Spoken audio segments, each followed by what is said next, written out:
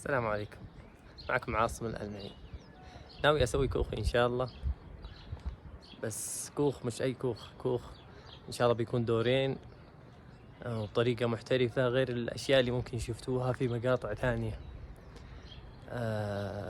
بتكون المساحة حلوة، وحابة أشارككم الطريقة خطوة خطوة. هنا بتكون إن شاء الله مساحة التنفيذ.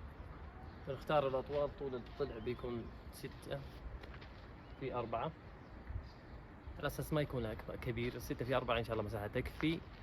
بيكون الدور الثاني غرفتين. الدور الأول بيكون صالة كاملة إن شاء الله مدرج فيها درج.